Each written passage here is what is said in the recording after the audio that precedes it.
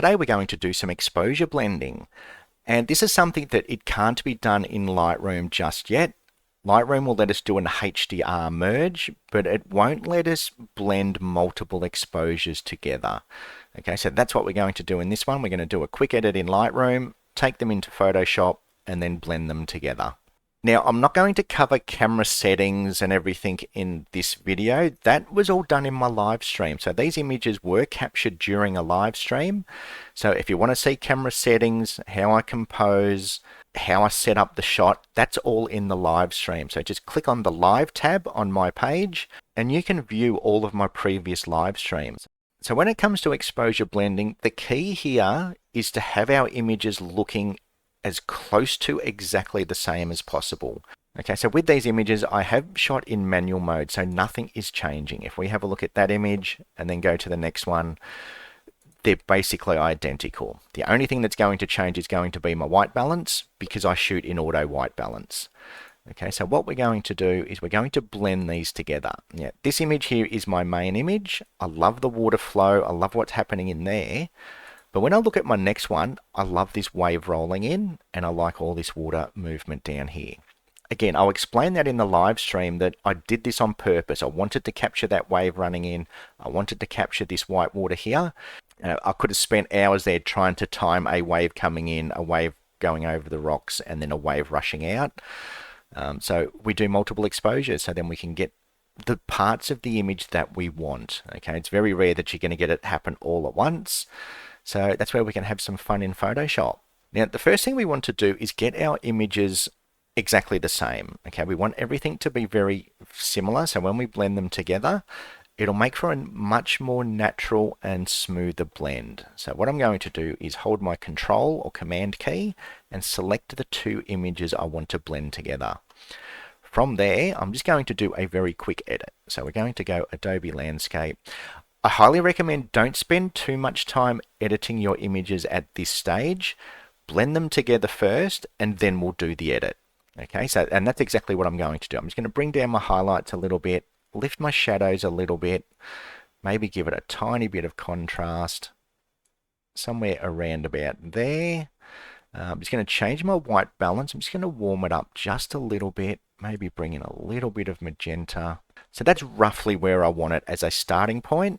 And then all I'm going to do is press Sync, check all, synchronize.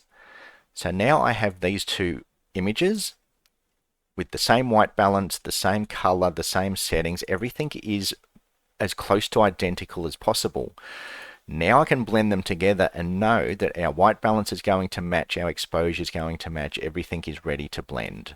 From here, we can't do this part in Lightroom. Lightroom doesn't let us blend multiple exposures without doing a HDR merge, and the HDR merge just doesn't work for this sort of thing. Okay, so right click, edit in, and we're going to open as layers in Photoshop. Okay, so now we have our two images open in Photoshop, and we can see over here to the right, there are two layers. So the top layer is my main image. The layer that's underneath, the image that has the wave and this water down here that I want to blend in. Okay, so the way it works, just think of it as you're stacking photos on top of each other. So this photo is sitting on top. If we take that photo off, we can see what's underneath. So what we're going to do, and this is really easy, and this is a good way to start in Photoshop, and that is with some layer masking. What we're going to do with that top layer selected, come down to this little square with the circle in it, that's our layer mask icon, and we just click that. By default, it will create a white mask. Okay, so a white mask, you won't see anything happen. And it's as simple as grabbing a brush tool. So here's our brush tool. Down here we can alternate between a black and a white brush. Just by clicking this little arrow, we can go either black or white, or X on the keyboard. So X on the keyboard will alternate between black and white. The easy way to think a layer mask is a black brush will black out the bits you don't want. I cannot stand this white reveals and black conceals, especially when starting out. Okay, so, white reveals, black conceals. I'm going to use a black brush to reveal what's underneath, and that's where things get very confusing. So if you hear people talking about these white reveals, black conceals, get that out of your head. black blacks out. It's as simple as that. That's all you need to remember when you're starting in Photoshop. Black blacks out. So for example, we've got our mask on this top layer now. If I hide that top layer, I can see underneath I've got this wave here and I've got this whitewash here that I want to include into my photo. So just by clicking this eyeball, we're back to our top layer.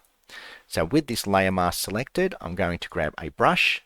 I'm going to have a black brush, and then just by using our square bracket keys, we can make our brush bigger or smaller.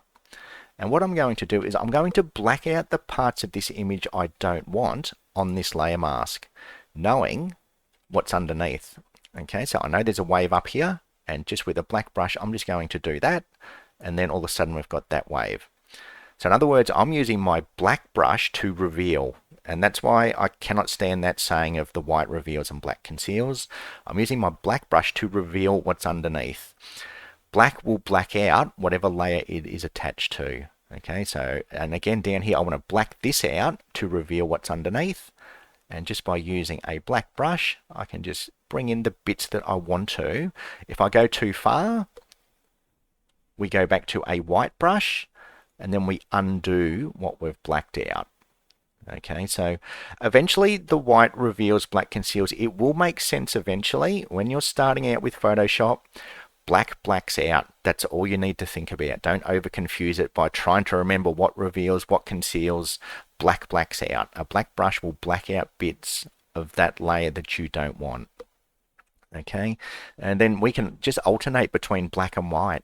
Okay, if you ever get confused, just X on the keyboard, just alternate between black and white and just get it to roughly where you want it.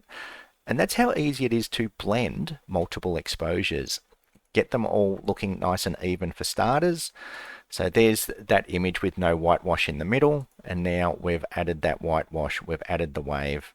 Okay, once we've blended them together, if we come up to layer, flatten image, okay, and now we've created one single raw file with the best of both.